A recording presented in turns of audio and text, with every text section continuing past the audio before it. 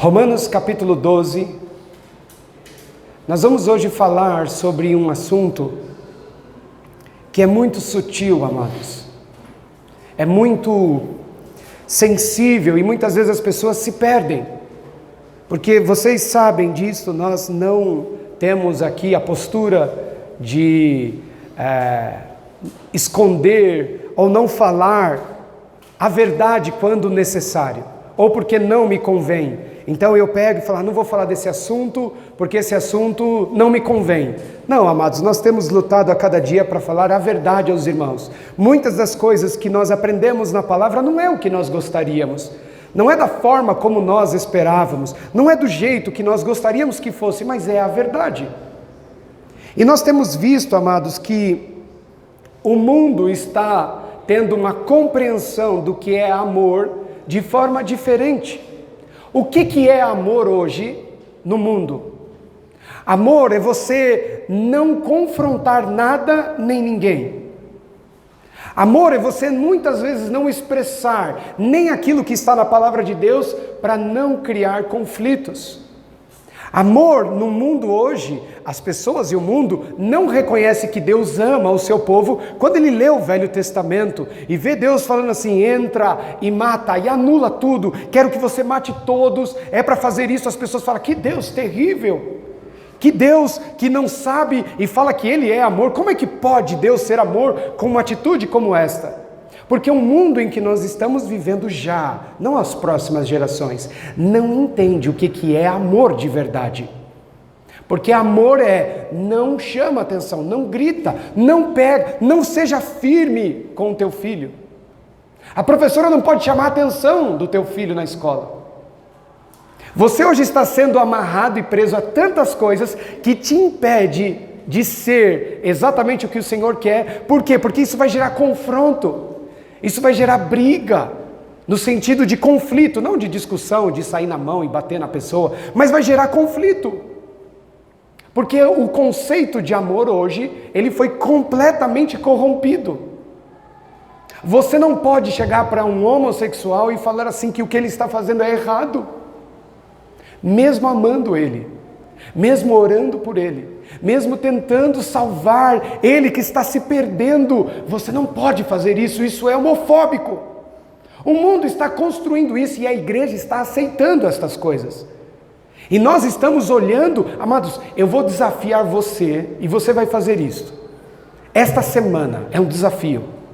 Você vai ver quantas pregações você puder no YouTube dos homens mais famosos, dos pregadores mais famosos. E eu desafio você a pegar uma pregação que fala de pecado.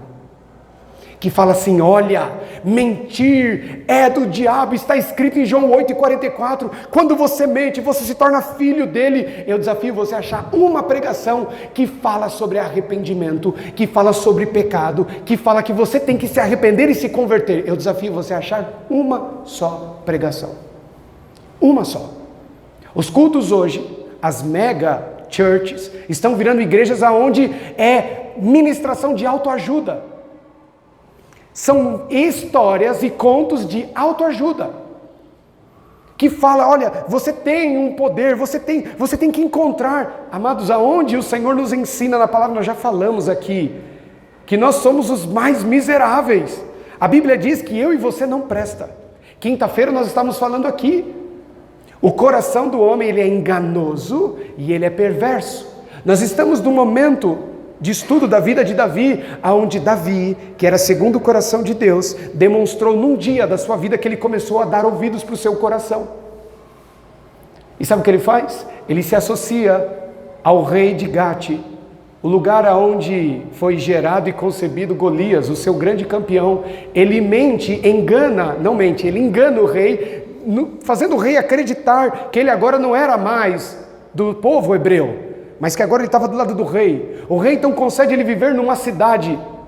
E quando ele vai para Ziclac, lá ele começa, com medo do povo começar a contar para o rei que ele estava morando naquelas terras. E com os costumes dos hebreus, ele estava guardando o sábado, ele fazia Páscoa, ele por 1 ano e 4 meses estava vivendo uma coisa que o rei acreditava não estar mais ele vivendo. O que ele faz? Ele começa a enganar-se a si mesmo, achando que isso é o que vai trazer paz à vida dele. Se eu ficar em Ziclague, Saul não vai mais me perseguir. Saul não vai ficar mais aqui procurando me matar, eu vou ter paz. Ele encontrou o caminho de paz segundo a vontade dele, segundo o coração dele. Segundo a vontade dele, e não o que Cristo queria, não o que Deus queria para ele. E o que ele começa a fazer em Ziclague? A Bíblia diz que ele começa a matar os homens e as mulheres. Ele começa a escravizar aquelas pessoas. Sabe por quê?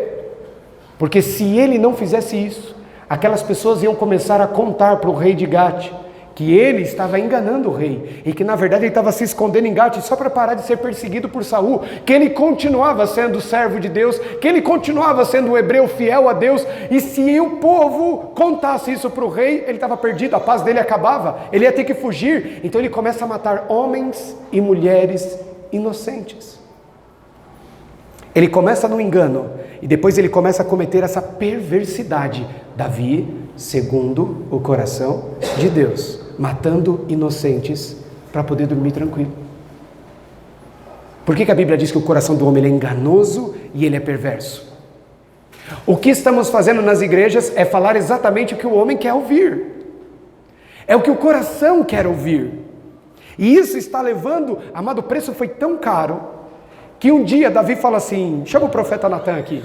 Profeta Natan, eu estou com uma ideia aqui, eu quero construir um templo, eu quero construir uma casa, eu não aguento mais ver o Senhor sendo conduzido de lá para cá, numas tendas. Nós somos o povo de Deus, nós temos condições, dinheiro, madeira, pedras preciosas, vamos construir um templo, e esse templo vai ser o lugar onde a gente vai se reunir para glorificar a Deus. Olha a ideia de Davi. Aí Natan fala, Davi, você é uma bênção, tudo que você intenta fazer, o Senhor é contigo, faz o que você quiser, rei. Ele vai embora. Naquela noite o Senhor chama Natan em sonho e fala assim, Natan, não é bem assim as coisas, Natan. Eu gostei da ideia, concordo, mas não vai ser Davi. Porque o Davi está com as suas mãos cheias de sangue de inocente. E realmente ele fez muitas guerras e muitas batalhas. Mas Golias era inimigo, ele não era inocente. Todos os homens que morreram em batalha contra Davi eram homens que estavam tentando matar Davi, e Davi lutou contra eles. Se você olhar a vida inteira de Davi, aonde estão os inocentes? Então, nesse 1 ano e 4 meses, que ele decidiu ouvir o coração dele. E ele começa a desenvolver e fazer coisas perversas. Amados, é isso que está se tornando as igrejas. Um lugar de autoajuda. É um lugar onde eu vou te ensinar como enriquecer, como ser próspero, como você ser uma águia, como você voar. Amados, não é isto. Olha o que Paulo fala em Romanos 12, versículo 1. Vamos ler? Diz assim, rogo-vos, pois, irmãos, pela compaixão de Deus. O que significa a palavra compaixão? Compaixão, amados, se você não sabe, é quando você se importa com alguém. A expressão perfeita de compaixão é você se importar com a dor e a necessidade de alguém. Quando você olha para a necessidade de alguém e aquilo te incomoda, isso chama-se compaixão. Presta atenção. Paulo inicia falando o seguinte, olha, eu quero chamar a sua atenção para a compaixão de Deus para com as nossas vidas. Ele se importa com a gente. Pela compaixão de Deus, que apresenteis os vossos corpos em sacrifício vivo, santo e agradável a Deus, que é o vosso culto racional. O que é um culto a Deus? Aqui é a essência do culto a Deus. Cultuar a Deus é você se oferecer como um sacrifício vivo, não é intelectual, não é filosofia, não é opinião, é atitude, é a sua vida ser um sacrifício vivo, santo e agradável a Deus. Cultuar a Deus é você viver nesta terra reconhecendo que Ele se importou com você, olha para a compaixão de Deus. E cultuar a Deus é você todos os dias sacrificar algo para o Senhor. Estamos falando aqui de dinheiro? Não. O que nós temos feito pelo Senhor? Porque o que tem sido pregado aí fora é que Deus precisa fazer mais sacrifícios por nós. Ele precisa dar alguma coisa para nós. Ele precisa nos oferecer alguma coisa. Senão ele não é Deus. Mas a Bíblia está dizendo que o culto ao Senhor, esse momento que nós estamos aqui, e fora daqui quando nós saímos, a presença do Senhor, ela é uma constante entrega, sacrifício minha para com Ele. Só que ele fala sacrifício vivo, ele está falando da minha vida. A minha vida precisa ser um sacrifício a Deus todos os dias. Então você tem que sofrer todos os dias? Não é nisso que ele está falando. Por mais que algumas coisas possam levar você a sofrer. Mas não é nesse conceito. O sujeito se converte. Mas ele continua mentindo. Ele continua com os vícios dele. Ele continua se embebedando, ele não consegue largar o cigarro, ele não consegue ter uma postura diferente, o linguajar dele não é diferente, os palavrões, as palavras torpes continuam na língua dele o tempo todo. O tempo todo. Ele não trabalha para mudar isso. Ele não se esforça para deixar de fazer isso. Ele não muda nada. E quando ele vem para a igreja, o pastor fala que ele também não precisa mudar. Que ele pode ser a mesma coisa. Que ele pode continuar, desde que ele creia em Jesus. E o que é crer em Jesus não é saber que ele existe, amados. Crer em Jesus é você se parecer com ele nas atitudes. O sacrifício vivo é todos os dias você olhar para si e falar o que eu hoje abri mão para que a vontade do Senhor seja feita. Eu vou falar algo para os pais aqui, não fiquem chateados. Não sei se o Luca, o pessoal falou alguma coisa lá hoje. Hoje nós tivemos uma aula, e é uma aula sobre Efésios 6, 1, 2 e 3. A Bíblia diz assim: vós filhos, sede obediente aos vossos pais no Senhor. O que isso significa? Aí eles falaram, nós temos que obedecer os nossos pais. Eu falei, não é isso que está escrito. Como não? A Bíblia não diz que você tem que obedecer o seu pai e a sua mãe. A Bíblia diz que você tem que obedecer o seu pai e a sua mãe no Senhor. O que é isso? Se o seu pai e a sua mãe falar minta, e a Bíblia está dizendo não é para mentir, você tem que desobedecer os seus pais, mesmo que você seja punido pelos seus pais por isso, porque acima dos seus pais está o Senhor e a sua palavra. Então sede obediente aos vossos pais no Senhor. No Senhor. E eu conheço, nós temos um exemplo aqui, foi citado pelo pastor Paulo e Letícia, eu conheço ela desde o início da adolescência. E se ela for colocada numa situação que o pai dela fala assim, você deve fazer isso, mas ela sabe que a Bíblia não fala isso. Mas a Bíblia diz que eu tenho que obedecer meu pai. Não está escrito isso. No Senhor. Se o seu pai e a sua mãe estão falando para você fazer alguma coisa que vai contra a vontade do Senhor, desobedeça a eles. E essa desobediência não tem punição. Não tem punição. Mas a Bíblia diz que eu tenho que honrar. Honrar é reconhecer. Mesmo que ele fale para mim desobedecer a palavra, eu continuo respeitando e honrando meu pai. Eu continuo cuidando dele, eu continuo, sempre que eu puder, eu vou estar ali perto, eu vou ajudar, eu vou honrar ele. Mas a obediência é no Senhor. Você tem que obedecer tudo? Não. Acima de todas as coisas está a palavra do Senhor, não importa. E aí uma pergunta foi feita, mas e se meu pai, foi feito pelo meu filho, e se meu pai me falar para fazer uma coisa que vai contra a palavra de Deus? E eu desobedeço ele e faço o que Deus diz. E ele bate em mim. E ele vai e me bate, me corrige com vara. E fala, você não me obedeceu, então você vai apanhar. Eu falei assim, você está entendendo o que é o Evangelho. Isso é o Evangelho. Mas Deus vai punir ele por isso? Não. Deus está tratando o teu coração. Mesmo que de forma injusta, você não abre mão. Mesmo que o meu pai venha me bater, eu não vou desobedecer a Deus. Eu desobedeço ele, mas a Deus eu não vou desobedecer. Isto é agradável ao Senhor. Só que hoje não se fala mais disso. Por quê? Porque não pode. Vai criar um conflito. Ele está falando que o culto racional é você ser um sacrifício vivo em santidade. Santidade é abster-se do pecado. Não pregamos mais o que é pecado. Não falamos mais o que é errado.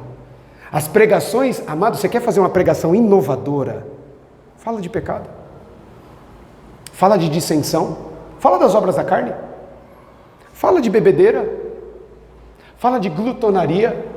Já perguntaram aqui, é à vontade pastel, pastor? É, até o ponto onde não exceda a glutonaria. É à vontade. Até satisfazer aquilo que é necessário. Ninguém mais prega sobre pecado, por quê? Porque ofende, porque amor não é isso. Amor é falar o que você gosta de ouvir. Esse é o conceito de amor, não é de repreensão.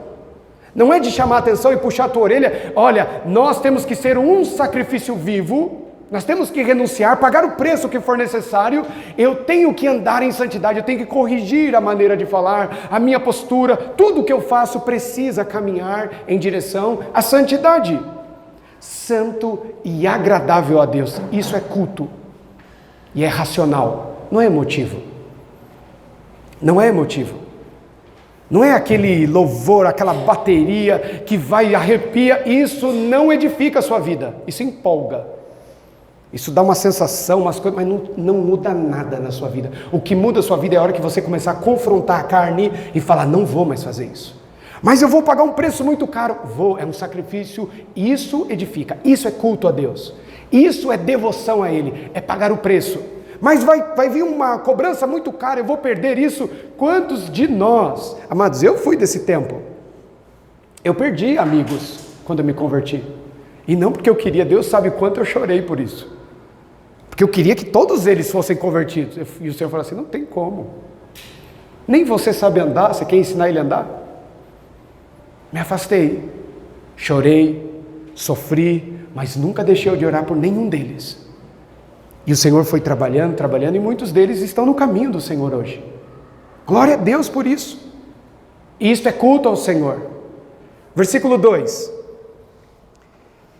E não vos conformeis com este mundo. O que é conformar? É tomar a forma. Eu uso essa expressão, os meninos que trabalham comigo sabem disso. Tem hora que eu começo a olhar e falo assim, gente, parece que é o rabo que está balançando o cachorro. E não é assim que tem que funcionar as coisas. A gente não tem que tomar a forma do mundo. Se você quer continuar igual como era no mundo, então nem venha para a igreja, nem venha para Cristo, não entregue a sua vida para Ele. Porque aqui existe um conflito. No momento que você entregou sua vida ao Senhor, você simplesmente agora abriu mão de costumes, hábito, postura, maneira de pensar, maneira de falar, como Paulo diz. Tudo tem que ser diferente. E aí nós queremos tomar a forma do mundo. O que o mundo está fazendo? Vamos fazer também. Olha que engraçado, o mesmo teor das pregações de autoajuda é o mesmo teor das carreiras profissionais, das profissões que mais estão crescendo, das pessoas que mais ganham dinheiro na internet, das que mobilizam grandes e imensas pessoas. Eu vou te ensinar a ganhar tanto, fazer de 1 a 6, de fazer 7 em 10, e você vai atrás. E a igreja faz a mesma coisa. É a mesma coisa, amados. A mesma coisa. A postura, o comportamento, até o tipo de roupa é igual. É a mesma coisa, a maneira de pensar, de agir, os valores. Não existe confronto. Porque a palavra de Deus, ela é confronto. Ela vai de encontro à minha vida falando, você está errado. Você tem que mudar. Você tem que se consertar. Você não pode ignorar que o diabo está trabalhando para destruir a sua vida. E essa sua autoconfiança vai te levar à condenação. Porque maldito é o homem que confia em si mesmo. A autoconfiança, ela é a maldição de Deus para o homem. E o que as igrejas estão ensinando a ser autoconfiante. Que você tem um valor, e o Senhor fala assim, sem mim, nada podeis fazer. Aí vem o profeta e fala que ele é um bichinho, uma larva, um verme nessa terra. Aí vem Salomão e fala que nós não somos nada, escória. Vem o apóstolo Paulo e fala assim, olha, Deus escolheu, presta atenção nisso, Deus escolheu, Deus tem preferência em escolher as coisas que não servem, para confundir as que servem, aquilo que não presta, para confundir o que presta, aquilo que não é, que não tem valor, para confundir o valor, aquilo que não tem inteligência, sabedoria, é nécio, é ignorante, para confundir os sábios. Ele está falando de você e de mim. Sabe por que ele te escolheu? Porque você não presta, para ele transformar você, e grandes coisas serem feitas através de quem não é digno, não dos grandes dessa terra. Por isso que Deus, amados, tem dificuldade de entrar na vida do rico, do arrogante, do poderoso, do homem cheio de valor em si. Porque o reino de Deus é você diminuir-se para que ele seja conhecido. Por isso ele está dizendo que eu não posso tomar a forma do mundo. Não vai por esse caminho não, Diogo. Isso aí não enche a igreja. A gente não quer encher a igreja. A gente quer que a igreja seja cheia. É diferente. Ele está dizendo assim, não tome a forma desse mundo. Não seja igual a esse mundo. Isso é culto racional. Para você e pensa o quanto você é diferente das pessoas que estão à sua volta, dos seus familiares, dos seus conhecidos, das pessoas que trabalham com você. Quem dessas pessoas, o quanto você se diferencia dela no seu comportamento, no que você fala. Não é onde você vai de domingo. Isso não é mudança de comportamento. Quais são os seus princípios, os seus valores, o que você defende? Aí eu vim para Cristo e Ele me transformou. Não se engane. Presta atenção no que eu vou falar. Não se engane. A transformação não é Cristo em você. Continue a leitura. Não vos conformeis com este mundo, mas transformai-vos pela renovação do vosso entendimento. Quem tem que ser transformado é você. É sua responsabilidade ser transformado. Não é do Senhor. Ele vai te dar o crescimento, mas é você que fala, não vou mais falar isso. Não vou mais nesse lugar, não vou mais fazer isso. É você que tem que transformar a sua maneira de viver. É você que tem que mudar o seu comportamento. É você que tem que parar de machucar as pessoas com a sua língua, ofender, mas Ele merece. Transformai-vos. Ele não está falando assim, Deus vai te transformar. Olha, Deus me transformou. Eu não sei que Deus é esse que você está falando. O da Bíblia diz que eu preciso me transformar. Eu preciso parar de falar. Eu preciso parar de pisar nas pessoas. Eu preciso parar de mentir, de enganar, de adulterar, de prostituir. Eu preciso. É minha responsabilidade. Minha responsabilidade. Não é de Deus. Agora o que a Bíblia está falando é que quando eu tomo essa postura, eu não vou me conformar mais a este mundo. Eu não estou nem aí se meu pai vai me bater porque eu desobedeci ele para obedecer a Deus. Eu não estou mais preocupado com isso. Essa decisão é minha, o comportamento é meu. Isso é transformai-vos pela renovação do seu entendimento. Você não está aprendendo uma coisa nova? Você não acabou de aprender que não pode fazer isso? Você está aprendendo coisas novas. O seu entendimento está sendo renovado. Agora pega o que você aprendeu e põe em prática. E muda. E para de falar. E para de se comportar assim. E para de destruir os seus familiares, e para de destruir as pessoas que estão à sua volta, para de ofender as pessoas, para de roubar, para de mentir, para de fazer tudo isso, de amar o dinheiro, de priorizar aquilo que não é importante, para. Ele está dizendo assim, você precisa ser transformado pelo aprendizado que você está recebendo. É você, é sua responsabilidade, é minha responsabilidade, não é de Deus. Só que quando você toma essa postura e começa a mudar, agora começa a provir algo de Deus. É até aí. Daí para frente é com Deus. Você tem que tomar uma decisão e mudar a sua postura. Mudar o que você faz. E isso é um culto racional. É não se parecer com o mundo, é ser diferente.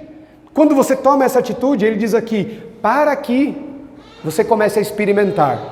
Aí você vai começar a experimentar qual é a boa, agradável e perfeita vontade de Deus. Você quer viver o que Deus tem para você? Se converta. Muda. Postura, comportamento, o que fala, tudo aquilo que você já sabe que é errado. Ah, mas espera aí, pastor, eu sou muito novo na fé, eu cheguei ontem, eu estou uma semana na igreja. O que você já sabe que não pode fazer, pare de fazer. Não precisa ser mestre não, como o Tiago fala em 3:1. Não queira ser mestre, você vai ser cobrado por isso. Faz o que você já sabe. Muda o que você deve mudar. Porque a igreja não vai, a maior parte das igrejas não vai te ensinar isso. A maior parte da igreja fala assim, que bênção. É isso aí, cara. Você já veio para o caminho do Senhor, você já está na igreja, já está tudo certo. Não, amados. Não. Está cheio de crente velho ainda carregando entulho. Coisas do nunca mudou, nunca se converteu. Jesus chega no capítulo 7 e fala assim, nunca vos conheci. Não é assim, eu te conhecia, você começou no espírito, mas terminou na carne. Ele não fala isso, ele fala assim, eu nunca te conheci.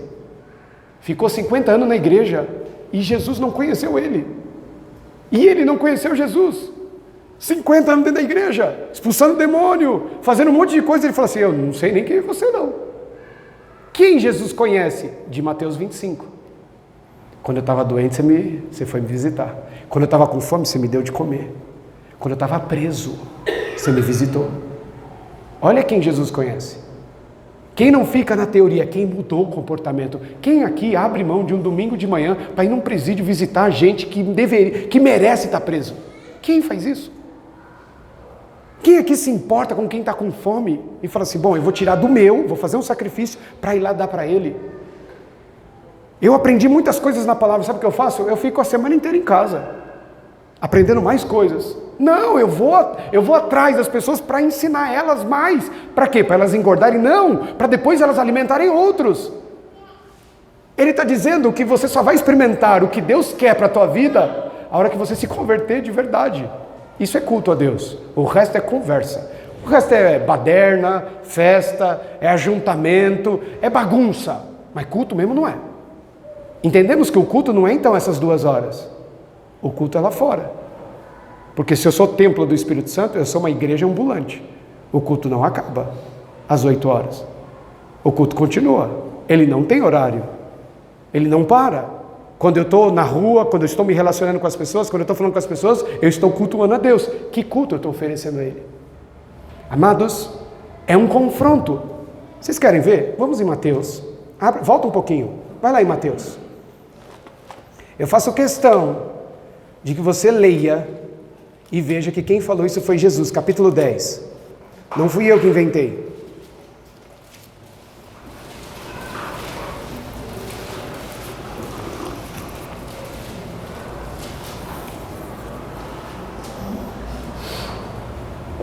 Presta atenção, tudo que nós lemos em Hebreus não tem nada a ver com salvação.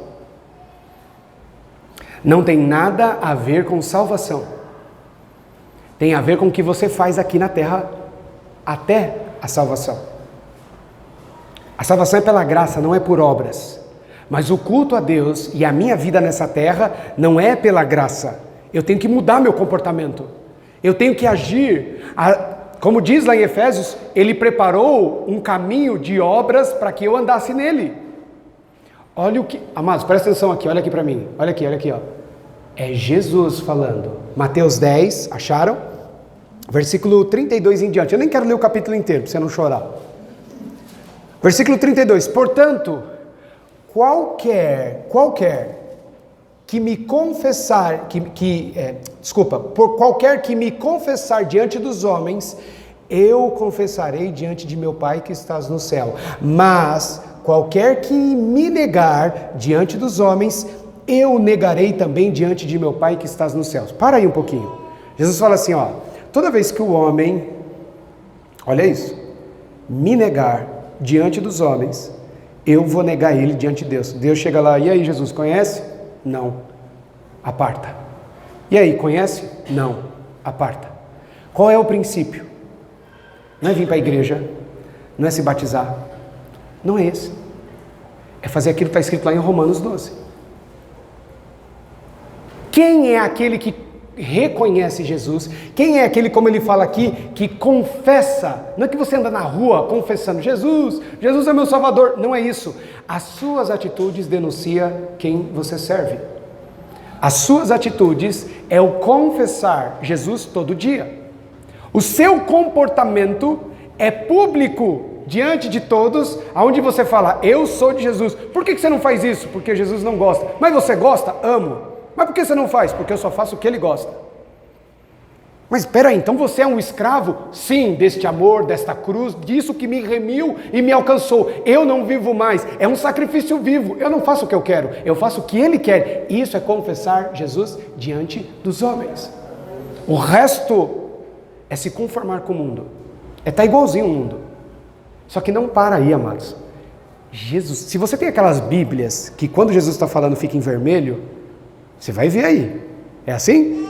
É Jesus falando. Não acaba não. Olha o que ele fala aqui no versículo 34. Não cuideis que vim trazer a paz à terra. Mas, não vim trazer paz, mas espada. Porque eu vim para pôr em dissensão o homem contra o seu pai. e a filha contra sua mãe, e a nora contra sua sogra, e assim os inimigos do homem serão seus familiares. Que é que Jesus está falando aqui? Que ele veio trazer conflito, ele veio trazer confronto, ele veio trazer guerra, sim. O reino de Deus, se você pegar aquilo que está escrito em Romanos 12, é não se conformar. É falar assim, olha, você é homossexual, e isso vai te levar à perdição eterna, e você aí no fundo sabe disso, Jesus pode te transformar. Não, não fala isso. Eu desafio você a encontrar uma pregação que confronta isso. Você vai ter problema, você vai ter processo. Jesus está falando assim, olha, não importa o processo, não importa o que aconteça, eu vim trazer dissensão entre o pai e o filho, porque o filho se converteu, porque o filho não quer mais fazer essas coisas, porque o pai se converteu e o filho fala, então você não é mais meu pai. Não tem problema, eu pago o preço que for necessário. Olha o que Jesus está falando, diferente do que está sendo criado nesse mundo, que nós não temos que criar conflito. Não, não fala isso, não, porque isso não é amor. Como isso não é amor? Se a palavra de Deus diz que Deus ama, e através do amor dele, sabe o que ele faz? Ele corrige, ele desce a vara. O amor está relacionado à correção, e você não pode corrigir mais as pessoas, porque o conceito de amor é esse. Ninguém mais pode ser ofendido. A palavra de Deus, ela não ofende, ela confronta.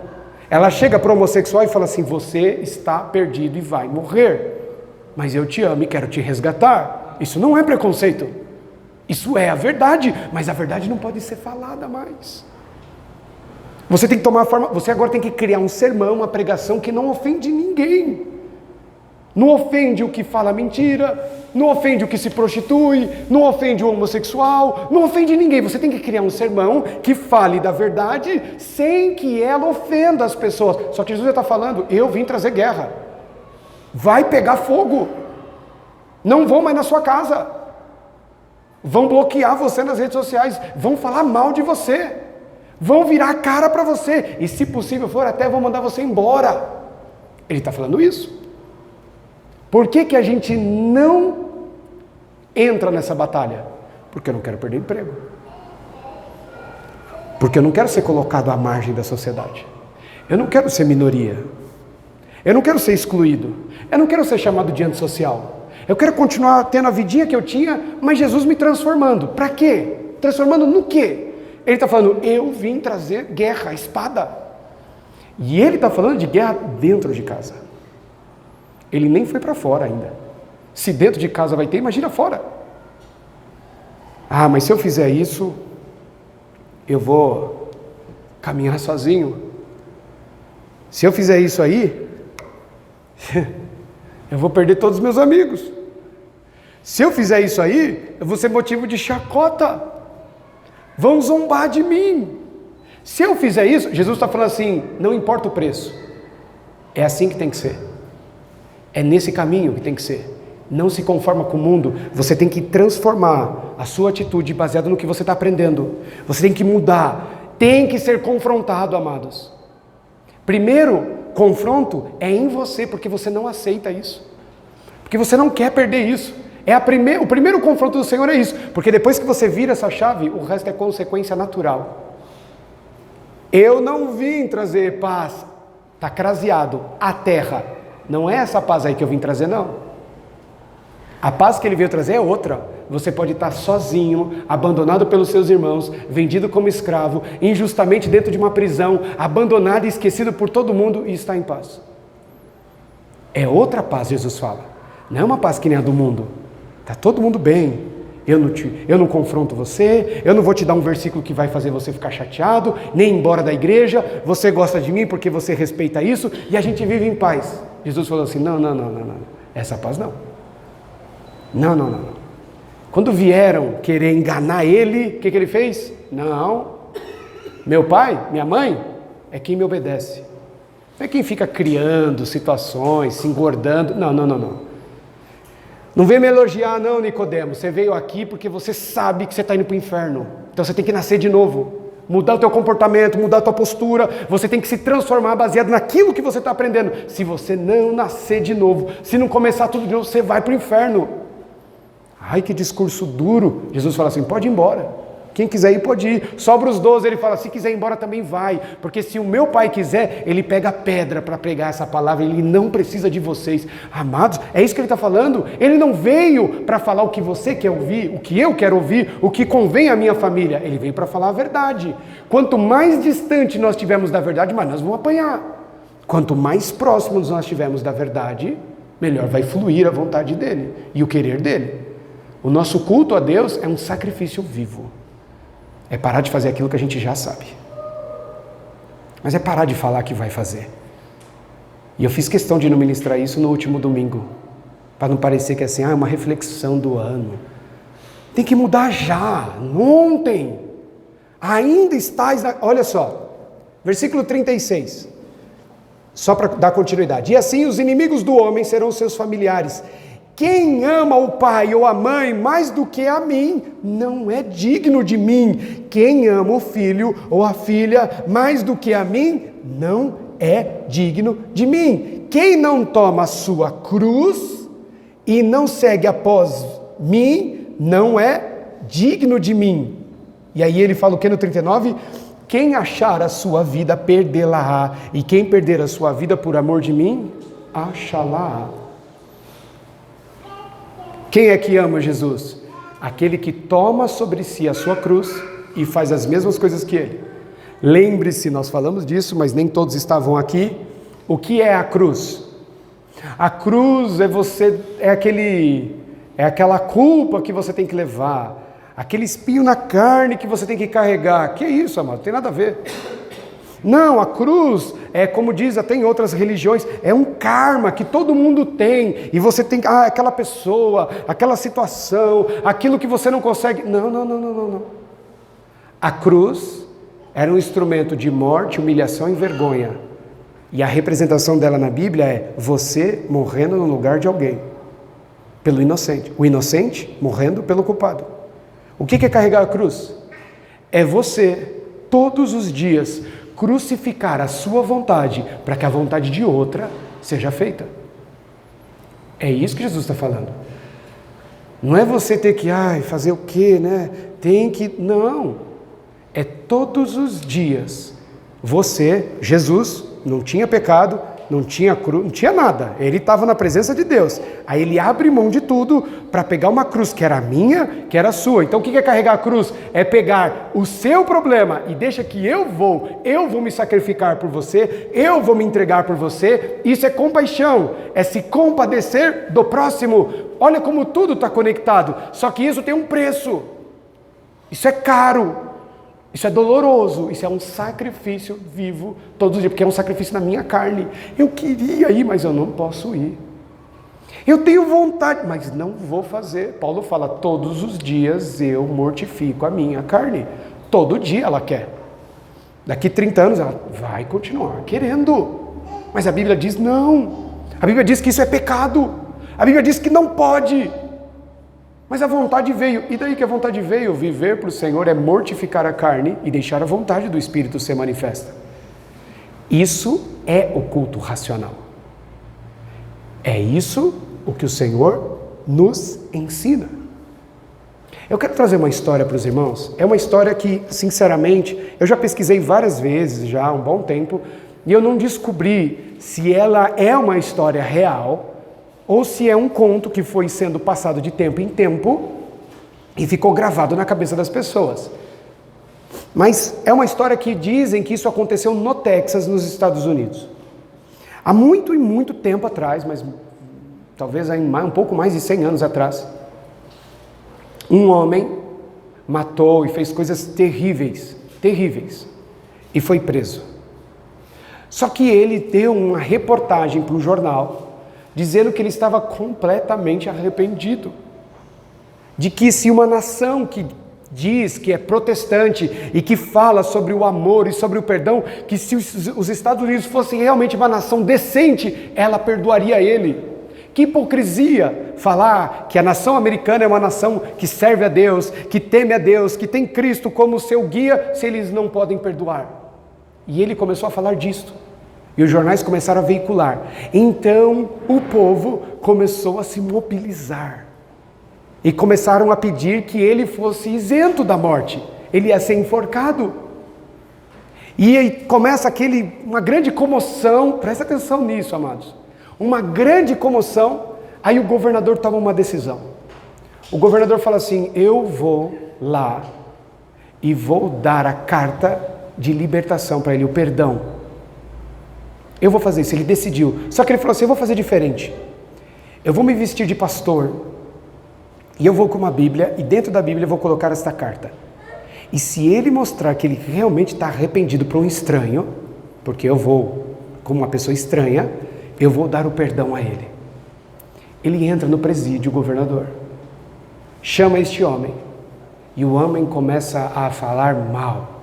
Fala assim: eu não quero saber de igreja, eu não quero saber de pastor, eu odeio isso. E começou a falar: mas eu vim aqui, porque aqui dentro está a sua salvação. E ele falou assim: eu não quero saber disso, e cuspia no pastor, governador. E aquele homem teve que sair da cela para não ser espancado. E ele sai. Quando ele sai, um carcereiro vem até ele e fala assim: você é muito tolo. Sabe quem era esse homem? Não sei quem é esse pastor, nem quero saber. Ele falou assim: seu tolo, ele era o governador. Ele trouxe a sua carta de libertação. Só que olha como você tratou ele. Não, você está brincando. E aquele homem emudece, fica triste, completamente arrasado. Completamente arrasado. No dia da morte dele, ele é levado até o lugar do seu enforcamento. E como todos têm o direito de fazer o último pedido ou dar a última palavra, foi-lhe concedido esse tempo. E ele olhou para uma multidão que estava ali, porque foi uma mobilização em boa parte do país, a causa dele.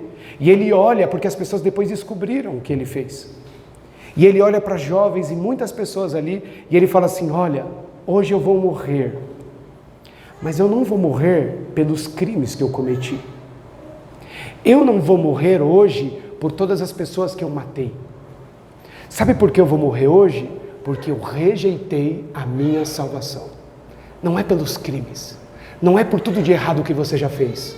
Se um dia nós fomos destituídos da glória de Deus e lançados na eternidade longe dele, não foi por todos os erros que nós cometemos, foi porque nós rejeitamos a salvação que todos os dias está nos sendo oferecida, que está ao nosso alcance, e nós não queremos renunciar nada por ele. Nós não queremos nos sacrificar por ele. Nós temos até medo de falar para as pessoas a verdade, com medo delas não quererem ser mais nossos amigos, ou falarem mal da gente, ou nos acusar, ou até nos processar. Amados, está errado. Jesus veio para nos salvar, e ele teve que pagar com vida para fazer isso. Ele não juntou um monte de amigo. As mesmas pessoas, a multidão que ovacionou ele na entrada triunfal foi a mesma multidão que dias depois gritava: crucificam. E ele paga o preço. Não é por tudo de errado que nós fizemos que o homem vai ser condenado, é porque ele está rejeitando a salvação dele. Porque a salvação está sendo oferecida, o Senhor está nos chamando a atenção e nós não estamos dando a mínima. Porque eu não quero mudar meu comportamento. Isso aí é tradição, isso é religiosidade. Isso aí, não, amados, ele falou: transformai-vos, não seja igual ao mundo. Você está aprendendo coisas novas, não se comporte como o mundo, não aceite, é pecado e vai ser pecado até o fim, não vai mudar, vai continuar sendo errado. Aquilo que era errado há 2.000 anos, há 3.000 anos atrás, continua sendo errado. O mundo está se modernizando, mas a palavra de Deus não, ela é a mesma. E ela se renova, ela não precisa ser alterada, ela não precisa ser modificada, ela continua sendo a mesma. O erro é nós acharmos que um culto a Deus, que uma vida a Deus, é uma vida onde Deus tem que se conformar ao que eu quero, ao que eu penso. Não é assim. O que é a Santa Ceia? É uma simbologia de uma entrega de um inocente por um culpado. Eu não mereço, mas ele fez. O que eu vou fazer? Chorar? Não, vou me alegrar, vou reconhecer tudo que Ele fez por mim. A cada dia, cada sacrifício que eu fizer, eu falo, Senhor, isso aqui não chega nem perto do que o Senhor fez por mim, por isso eu faço com prazer. Mas a minha carne quer outra coisa, eu sei que ela quer.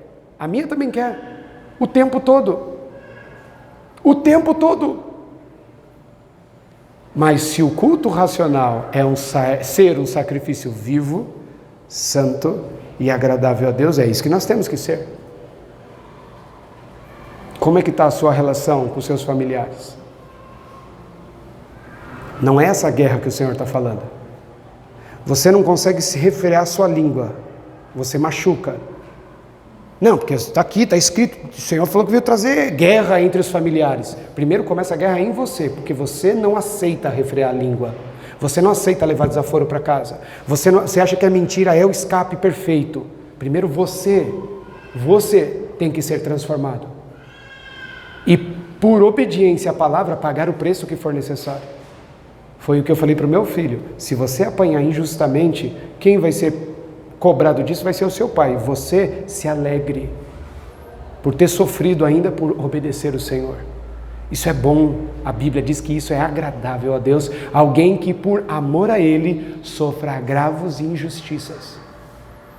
Isso é um culto racional. O resto, amados, é entretenimento. Há muitos e muitos anos atrás, um homem chamado Charles Spurgeon, ele falou assim, haverá um dia, para aquele tempo, que esse cara está falando besteira, haverá um dia que as igrejas